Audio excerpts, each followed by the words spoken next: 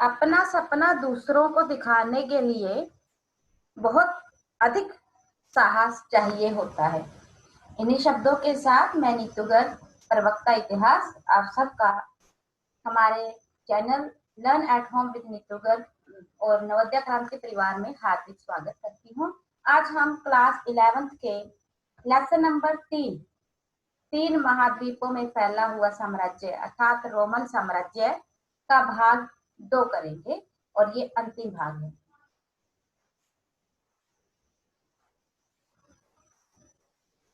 पिछले भाग में हम रोमन साम्राज्य के राजनीतिक जीवन को विस्तार से पढ़ चुके हैं। आज हम सामाजिक जीवन, आर्थिक जीवन, धार्मिक जीवन, दास व्यापार और पतन के बारे में जानेंगे। प्यारे बच्चों, इस लेसन को आगे करने से पहले हम सबसे पहले फिर से हमारे इस लेसन के रोमन सभ्यता के सीमाओं के बारे में जानकारी अपनी रिवाइज कर लेते हैं। और जो इसकी हम ये लाइन देख रहे हैं, यही विशाल रोमन साम्राज्य की जो सीमाएं हैं उसको दर्शाती हैं।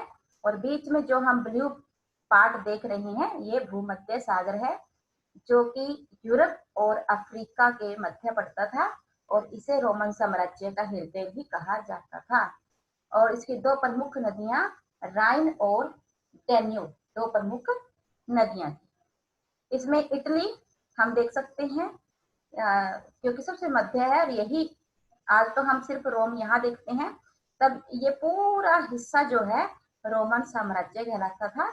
इसके पश्चिम में स्पेन, पूर्व में सीरिया और ये पूरा हिस्सा, ये सारा कुछ उत्तरी अफ्रीका और ये मिस्र, ये सब इसी में आता था। आगे हम बात करेंगे सामाजिक जीवन की। समाज उस समय 3 श्रेणियों में बटा हुआ था: उच्च श्रेणी, मध्यम श्रेणी और निम्नतर श्रेणी। और प्रथम श्रेणी जो थी उसमें सेनेटर अर्थात वो सभी अभिजात वर्ग के लोग, और नाइट क्या थे, जो बड़े बड़े योद्धा थे, बड़ी बड़ी सैनिक पदवियों पर शामिल थे, वे लोग इसमें शामिल थे। और इनके सम्मिलित रूप को पैट्रिशियन कहा जाता था। ये बहुत ही शक्तिशाली और धनवान थे, उच्च पदों पर आसीन थे। इनकी देखरेख के लिए बड़ी संख्या में नौकर और दास दासियां होते थे और इनके अधिकार भी बहुत अधिक थे। दूसरी है मध्यम श्रेणी। नौकरशाही और सेना से जुड़े लोग, व्यापारी और किसान इसमें आते थे और इन्हें प्लीबियन कहा जाता था। ये भी प्रशासन में महत्वपूर्ण पदों पर नियुक्त थे। इनका भी जीवन सुखमय था। निम्नतर श्रेणी, जिसमें हम इन्हें कमीन या फूड भी कहा गया है, और इसमें मजदूर, दास थे और इन्हें संयुक्त रूप से ह्यूमिलियोरिस कहा गया है। इनकी दशा बेहद खराब थी, गंदी झोपड़ियों में रहते थे और इनको भरपेट खाना भी नसीब नहीं होता था और इनके मालिक इन पर घोर अत्याचार करते थे। फिर हम पढ़ेंगे परिवार। उस समय रोमन सभ्यता में एकल परिवार प्रणाली प्रचलित थी। परिवार में पति, पत्नी, बच्चे और दास शामिल थे। उस समय परिवार पितृसत्तात्मक थे। पिता ही परिवार का मुखिया होता था और वो अपने परिवार के बाकी सभी सदस्यों पर नियंत्रण रखता था। अपने बच्चों की शिक्षा, उनके कार्य और विवाह आदि का निर्धारण भी करता था। फिर हम देखेंगे स्त्रियों की स्थिति। वैसे तो उस समय अगर हम समुच्चय रूप से देखें तो स्थिति अच्छी थी। महिलाएं सार्वजनिक, धार्मिक, सामाजिक उत्सवों में बढ़ चढ़कर भाग लेती थी। उस समय लड़कियों का विवाह 16 से 23 वर्ष के बीच किया जाता था। उत्तरी अफ्रीका के महान संत सेंट ऑगस्टीन ने भी लिखा है कि उनके पिता अक्सर उनकी माता की पिटाई करते थे। अर्थात हालांकि बहुत सारी सुविधाएं या सार्वजनिक रूप से उनकी मौजूदगी होने के बावजूद भी महिलाओं को मात्र उनके पति या पिता की संपत्ति माना जाता था। फिर है शिक्षा। उस समय बहुत कम लोग पढ़े लिखे थे। पुरुषों में लगभग 20% और महिलाओं में 10% साक्षरता थी। लेकिन अलग अलग रोम साम्राज्य के अलग अलग हिस्सों में शिक्षा का स्तर भी अलग अलग था। जैसे कि पेम्पई वही नगर है जो 79 अर्थात 79 ईस्वी में ज्वालामुखी फटने से दफन हो गया था। यहाँ पर मात्र काम चलाऊ ही साक्षरता विद्यमान थी लेकिन हमें इसकी दीवारों से व्यापक विज्ञापन मिले हैं। इसके अलावा हमें मिस्र से पेपायरस के पत्ते बड़ी मात्रा में मिल रहे हैं, पेपायरस पेड़ के, जिससे हमें पता चलता है कि यहाँ पर जो है साक्षरता की दर ऊंची थी। हालांकि कुछ व्यक्ति अनपढ़ थे, लेकिन फिर भी सैनिकों में, सेनाधिकारियों में साक्षरता की दर ऊंची थी।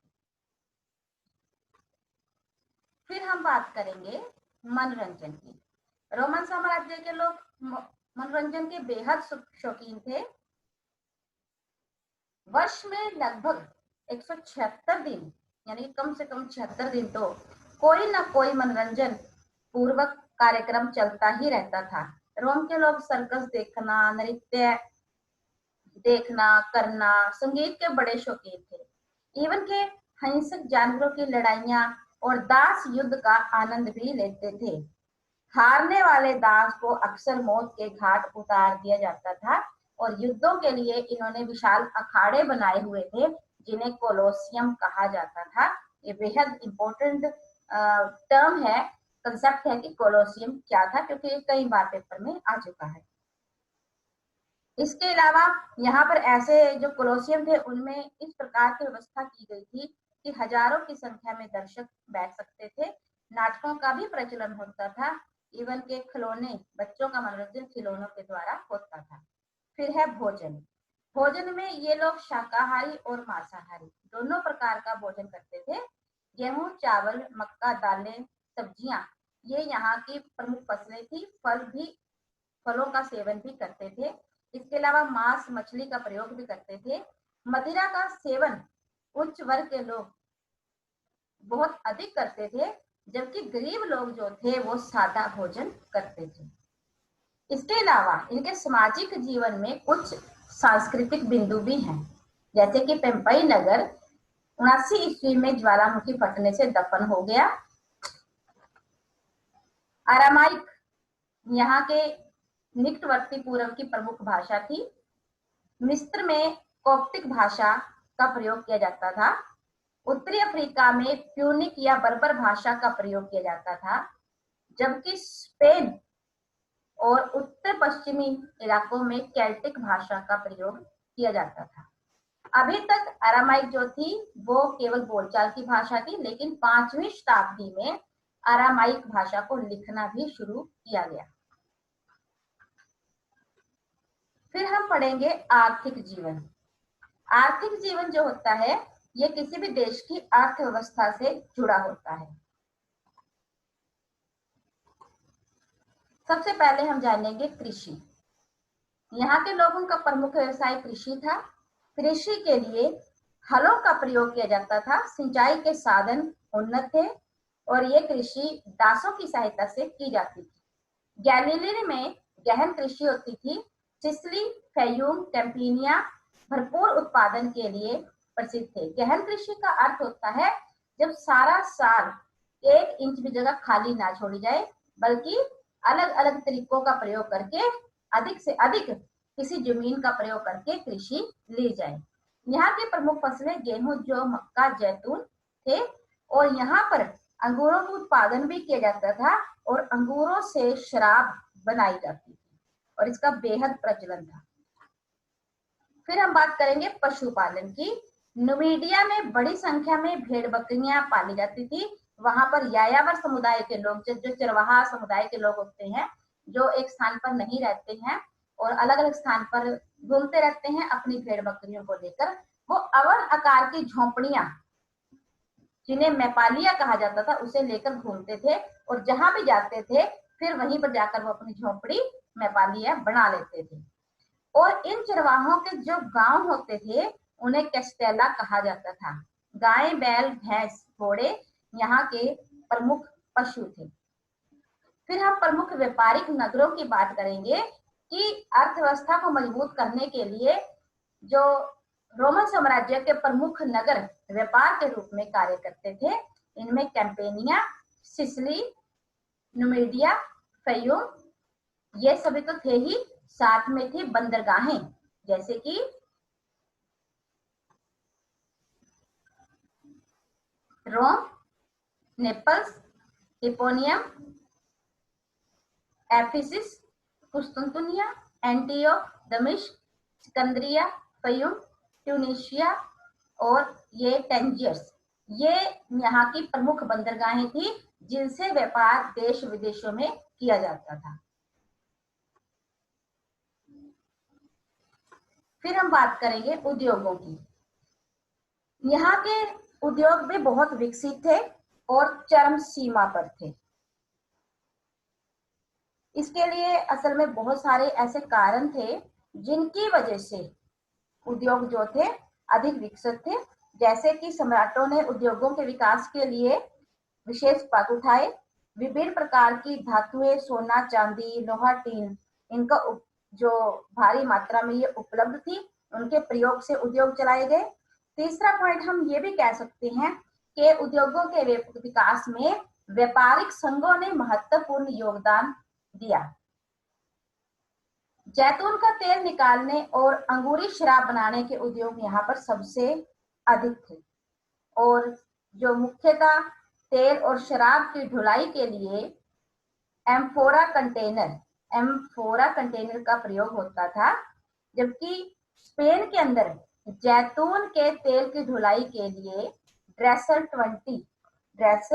20 का प्रयोग किया जाता था। और यह नाम हेनरिक ड्रेसल, एक पुरातत्वविद, एक बहुत महान इतिहासकार पुरातत्वविद हुए हैं, उनके नाम से इसका नाम ड्रेसल 20 रखा गया था। उद्योग जो थे वो मुख्य रूप से स्पेन, गैलिक और मिस्र में थे। फिर हम बात करेंगे व्यापार की। व्यापार को प्रोत्साहन देने के लिए भी यहाँ पर शासकों ने काफी व्यवस्थाएं की थी। और आने वाले सभी शासकों ने, ऑगस्टस के बाद आने वाले सभी शासकों ने इसके विस्तार के लिए विशेष पग उठाए थे, क्योंकि यातायात के साधन भी अच्छे थे। सड़क मार्ग मुख्य रूप से बंदरगाहों से जुड़ा हुआ था। सिक्कों का प्रचलन और बैंक व्यवस्था भी अच्छी थी। कृषि ने भी अद्वितीय उन्नति कर ली थी। इन सभी कारणों की वजह से व्यापार जो था वो बेहद अच्छा था। और व्यापार यूरोपीय देशों, उत्तरी अफ्रीका, मिस्र, चीन आदि देशों के साथ किया जाता था। और जो व्यापार की मुख्य मदें थी उसमें अंगूरों की शराब थी। और इसके अलावा चांदी सोने के बदले सूती वस्त्र जो था वो मंगवाया जाता था। रेशमी वस्त्र, सूती वस्त्र, रेशमी वस्त्र, श्रृंगार का सामान, हाथी दांत आदि का निर्यात किया जाता था। निसंदेह उस समय रोमन साम्राज्य विश्व के व्यापार का मुख्य केंद्र बना हुआ था। चांदी का सामान मंगवाते थे, सोना, बहुमूल्य पत्थर, तांबा, टीन मंगवाया जाता था, जबकि सूती, रेशमी वस्त्र, श्रृंगार का सामान, हाथी दांत आदि का निर्यात किया जाता था। फिर हम करेंगे सिक्के। सिक्कों का एक अपना ही इतिहास रहा है। यहाँ पर 366 ईस्वी पूर्व में सिक्कों का प्रचलन शुरू हुआ और कुछ समय बाद सिक्के जो थे चांदी के सिक्के बनाए जाने शुरू हुए। चांदी के सिक्कों को दिनारियस कहा जाता था और ये लगभग 4.5 ग्राम शुद्ध चांदी से बना होता था। लेकिन तीसरी शताब्दी में स्पेन के अंदर चांदी की जो खदानें हैं वो खत्म हो जाती हैं, तो बाध्य होकर चांदी का जो प्रचलन था वो खत्म हो जाता है। और चौथी शताब्दी में कॉन्स्टेंटाइन ने सोने पर आधारित नई मुद्रा चलाई जिसका नाम सोलिडस रखा गया और यह भी 4.5 ग्राम शुद्ध सोने का बना होता था। फिर हम बात करेंगे धार्मिक जीवन की। सबसे पहले हम बात करेंगे प्रमुख रोमन देवते। क्योंकि रोम के जो लोग थे वो बहुदेववादी थे, वो अनेक देवी देवताओं की उपासना करते थे। जुपिटर सर्वोच्च सबसे बड़ा देवता था, ये आकाश का देवता माना जाता था। सूर्य, चंद्र और सभी तारे इसकी आज्ञा का पालन करते थे और विश्व की सभी घटनाओं को जुपिटर देवता जानते थे, ऐसा मानना था रोमन लोगों का। फिर है मार्स, ये युद्ध के देवता थे, युद्ध में होने वाली पराजय और विजय उसकी कृपा पर ही आधारित थी। जूनो वहां के लोगों की प्रमुख देवी थी, ये स्त्रियों की देवी मानी जाती थी और ये विश्वास माना किया जाता था कि इनकी कृपा से ही स्त्रियां गर्भ धारण करती हैं। फिर है मिनर्वा, ये ज्ञान की देवी मानी जाती थी और मनुष्य के अंधकार का खात्मा मिनर्वा देवी ही करती थी। जो डायना है ये प्रेम की देवी थी और इसिस जो है ये परिवार और स्त्री से संबंधित देवी मानी जाती थी। फिर हम बात करेंगे धार्मिक जीवन के अंदर ही सम्राटों की उपासना, मित्र धर्म, यहूदी धर्म और ईसाई धर्म। उस समय सम्राटों की उपासना करने का प्रचलन भी था। ऑगस्टस खुद बेहद प्रभावित था जब उसने देखा कि लोग जो है सम्राट की उपासना पहले से ही करते आ रहे हैं और उसने इस प्रथा को ऐसे ही चलने दिया। असल में जो शासक की उपासना थी ये लोगों को एकता के सूत्र में बांधती थी। डायक्लेशियन ने तो स्वयं को सूर्य देवता ही घोषित कर दिया और इन सम्राटों की स्मृति में विशाल और भव्य मंदिर भी बनाए गए। यहाँ पुरोहितों के द्वारा इन शासकों की विधिवत उपासना भी की जाती थी। फिर है मित्र धर्म, ये रोमन साम्राज्य का काफी महत्वपूर्ण धर्म था और इसमें लोग सूर्य देवता की पूजा करते थे। रोमन सैनिक जो थे वो मित्र धर्म से बहुत प्रभावित थे और इस धर्म में बहादुरी और अनुशासन पर विशेष बल दिया जाता था और इस धर्म में स्त्रियों के प्रवेश की मनाही थी। फिर है यहूदी धर्म, इसकी स्थापना पैगंबर मूसा ने की थी और वो एक ईश्वरवादी थे। यहोवा उनका सबसे बड़ा देवता या उनका परमात्मा था और उनका मानना था कि यहोवा ने ही सृष्टि की उपासना की है। इसके अलावा तोरा उनकी पवित्र पुस्तक थी और सिनेगोग उनके मंदिरों को कहा जाता था। यह धर्म आपसी भाईचारे और नैतिकता पर बल देता था। फिर है ईसाई धर्म, ईसाई धर्म के संस्थापक ईसा मसीह थे। बेहद साधारण उपदेश देने वाले, मानव जाति के कल्याण करना ही उनका एकमात्र उद्देश्य था। आपसी भाईचारे और प्रेम की शिक्षाएं उन्होंने दी, संदेश दिया। एक परमात्मा में विश्वास रखते थे, गरीबों की सदैव मदद करने के लिए तैयार रहते थे। परंतु रोम के ज्यादातर शासक जो थे वो ईसाई धर्म के कट्टर विरोधी थे। कॉन्स्टेंटाइन से पहले सभी शासकों ने ईसाई धर्म पर कड़े प्रतिबंध भी लगा दिए, लेकिन 313 में कॉन्स्टेंटाइन ने ईसाई धर्म को राजधर्म घोषित कर दिया, जो इसके लिए एक बहुत बड़ा प्रोत्साहन था। ईसाइयों की पवित्र पुस्तक बाइबल और यहाँ जो इनका मंदिर था वो गिरजाघर या चर्च कहलाया। फिर है दासों की स्थिति। दासों की स्थिति अत्यंत दयनीय थी। असल में युद्धों में जीतकर लाए गए व्यक्तियों को दास बनाकर रखा जाता था, जिनकी स्थिति भी बहुत बदतर थी, पशुओं से भी बदतर। उनसे 16 से 18 घंटे प्रतिदिन काम करवाया जाता था और यदि कोई दास सुस्त पाया जाता था तो उसे हंटरों से पीटा जाता था। खेतों में काम करवाना, जंजीरों में बांध कर रखना, ऐसे अत्याचार उन पर किए जाते थे।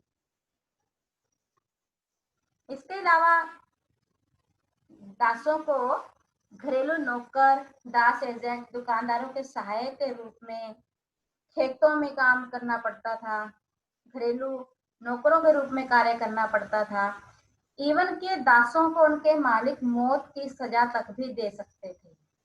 ऑगस्टस के समय में जब इटली की जनसंख्या 75 लाख थी तो उसमें से 30 लाख दास थे। एक आम और साधारण व्यक्ति भी अपने परिवार में काम करने के लिए दास चाहता था और लगभग हमने जैसे शुरू में पढ़ा ही है कि सामाजिक जीवन में परिवार तो माता पिता, उनके बच्चे और दास उनके परिवार का हिस्सा थे, हालांकि उनकी स्थिति अच्छी नहीं थी। युद्धबंदियों को दास बनाया जाता था और एक दास पुरुष को 18 से 20 पाउंड और एक दासी को 6 से 8 पाउंड में खरीदा जाता था। हालांकि दासियों की सुंदरता भी उनकी कीमत तय करती थी। अपनी हैसियत के अनुसार प्रत्येक व्यक्ति दास रखता था। दास मुक्त भी हो सकते थे, लेकिन उसकी मुक्ति के लिए कुछ विशेष बातें थी, जैसे कि मालिक यदि प्रसन्न हो अपने दास के कार्य से तो वो उसे मुक्त कर सकता था, या फिर दास को कीमत चुकानी पड़ती थी अपनी आजादी के लिए, जो 20 या 25 पाउंड होती थी, कभी कभी इससे ऊपर भी हो जाती थी। इसके अलावा शासकों के प्रयास भी, कुछ रोमन शासक जैसे कि हैड्रियन, मार्क्स ऑरेलियस, कॉन्स्टेंटाइन और जस्टिनियन जैसे शासक थे, इन्होंने दास प्रथा के विरुद्ध प्रचार किया। ईसाई धर्म ने भी दासों की मुक्ति के लिए पक्ष में प्रचार किया और इसी कारण मुक्त दासों की संख्या धीरे धीरे बढ़ने लगी और ऑगस्टस को मुक्त दासों की संख्या कम करने के लिए एक कानून भी पारित करना पड़ा। यद्यपि दासों को मुक्त तो कर दिया था, किंतु फिर भी उन पर प्रतिबंध जो थे वो जारी रहते थे। फिर है हमारे लास्ट में जो हम पॉइंट करेंगे वो है रोमन साम्राज्य का पतन। रोमन साम्राज्य का पतन कोई एक दिन की कहानी नहीं है और 7वीं शताब्दी के आते आते इतने विशाल साम्राज्य का पतन जो है स्पष्ट दिखाई देने लगता है। इसके पीछे कोई एक नहीं अनेक कारण हुए हैं, जैसे कि रोमन साम्राज्य की विशालता। रोमन साम्राज्य सिकंदर, अशोक और चंद्रगुप्त जैसे महान शासकों से साम्राज्य से भी बड़ा था। इसमें रोम भी था तो इटली भी, फ्रांस, यूनान, स्पेन, सिसिली सब इसके हिस्से हुआ करते थे और यातायात के साधन उसमें बेहद कम थे। इस वजह से जो है इस पर नियंत्रण रखना आसान नहीं था। रोमन शासकों की साम्राज्यवादी नीतियां जो थी वो भी इसके पतन के लिए महत्वपूर्ण कारण सिद्ध हुई। सेना एक विशाल गठन करना तो आसान है और उस पर, लेकिन शासकों ने धन जो था वो पानी की तरह बहाया, जिसके कारण धन और जन दोनों की क्षति हुई। लोगों में भारी आक्रोश था और इसीलिए अनेक देश जो थे रोमन साम्राज्य की साम्राज्यवादी नीति को देखकर उसके कट्टर विरोधी हो गए। रोमन शासकों की विलासता, कुछ ही शासकों को छोड़ दिया जाए तो लगभग सभी शासक जो थे विलासतापूर्ण जीवन जीते थे, सुरा और सुंदरी के संग अपना समय व्यतीत करते थे और इसी में उनका जो है अधिक धन और समय खत्म हो जाता था और खजानों पर भारी बोझ भी पड़ने लगता था। फिर है उत्तराधिकार कानून का अभाव। अक्सर जब भी कोई असमय या आकस्मिक किसी शासक की मृत्यु हो जाती थी तो उसके बाद उत्तराधिकारी कौन बनेगा इसका कोई कानून नहीं था, जिस वजह से सभी पुत्र उत्तराधिकार पाने के लिए आपस में लड़ पड़ते थे और जो है स्थितियां बद से बदतर हो जाती थी। फिर है साम्राज्य का विभाजन। डायोक्लेशियन ने पूर्व और पश्चिम रोम को के रूप में राज्य का विभाजन कर दिया और यह स्थिति जो थी बेहद विनाशकारी साबित हुई। इससे राजनीतिक दृष्टिकोण से साम्राज्य जो था वो दुर्बल हो गया और बर्बर जनजातियों ने रोमन साम्राज्य पर आक्रमण कर दिए। दासों को देखो, पहले के दास जो थे वो युद्ध बंदी थे, अर्थात दासों को कभी भी अपने मालिक पसंद नहीं थे क्योंकि वो उन्हें हराकर अपने साथ लेकर आए थे। फिर दासों पर घोर अत्याचार किए जाते थे, जिस वजह से दासों में बहुत ही अधिक रोष था और वो उनसे मुक्ति पाना चाहते थे। फिर है दुर्बल सेना। शुरू में तक विशाल सेना थी, लेकिन धीरे धीरे जो बहुत सारे निकम्मे और अयोग्य शासकों की वजह से जो सेना थी वो कमजोर होती जा रही थी और इस वजह से अब जब विदेशी आक्रमण हो रहे थे तो रोमन सेना उन आक्रमणों का मुकाबला ना कर पाई। आर्थिक पतन भी इसका एक बड़ा कारण है, क्योंकि रोमन साम्राज्य की धातुएं खत्म हो गई थी और वहां के जो अर्थव्यवस्था है वो कमजोर हो गई थी। रोजाना वस्तुओं के जो भाव थे वो आसमान को छूने लगे थे, जिसके कारण जन साधारण में काफी ज्यादा असंतोष था। फिर है विदेशी आक्रमण। विदेशी आक्रमण में 378 ईस्वी में गोथों ने, जो लगातार विदेशी आक्रमण होते रहे हैं, कोई एक समय नहीं हुए, ये 378 से होने शुरू हुए और 7वीं शताब्दी तक चलते रहे। तो उस वजह से भी यह रोमन साम्राज्य जो था छिन्न भिन्न हो गया। 378 में जर्मन मूल के गोथों ने एड्रियानोपल की सेनाओं को, एड्रियानोपल की सेना जगह पे गोथों ने एड्रियानोपल में रोमन सेनाओं को कड़ी पराजय दी। फिर 410 में विसिगोथों ने अपने नेता आलारक के नेतृत्व में रोम को नष्ट कर दिया। उसके बाद 428 में जर्मन मूल के वेंडलों ने उत्तरी अफ्रीका पर अधिकार कर लिया। 451 में अटीला ने गोल पर अधिकार कर लिया, ये गोल है। और 493 में एस्ट्रोगोथों ने इटली पर अधिकार कर लिया। इस प्रकार 568 में लोम्बार्डो ने भी इटली पर आक्रमण कर दिया और 7वीं शताब्दी में लगातार ईरान और रोम के युद्धों की वजह से रोमन साम्राज्य छिन्न भिन्न हो गया। 378 में जर्मन मूल के गोथों ने एड्रियानोपल में रोमन सेना को हराया। 410 में विसिगोथों ने अलार्क के नेतृत्व में रोम को नष्ट कर दिया। 428 में वेंडलों ने उत्तरी अफ्रीका पर अधिकार कर लिया। 451 में हून नेता अटेला ने गोल पर अधिकार कर लिया। 493 में एस्ट्रोगोथों ने इटली पर अधिकार कर लिया। 568 में लम्बार्डो ने इटली पर आक्रमण कर वहां पर विनाश किया, उस पर अधिकार कर लिया। 7वीं शताब्दी में ईरान और रोम के बीच चल रहे लगातार संघर्षों की वजह से रोम साम्राज्य अपने पतन तक पहुंच गया। इसी के साथ हमारा ये लेसन पूरा होता है। मैं आशा करती हूँ कि आपको अवश्य समझ आया होगा। अपना और अपनों का ध्यान रखिए। मिलते हैं अगले लेसन में। तब तक के लिए टेक केयर।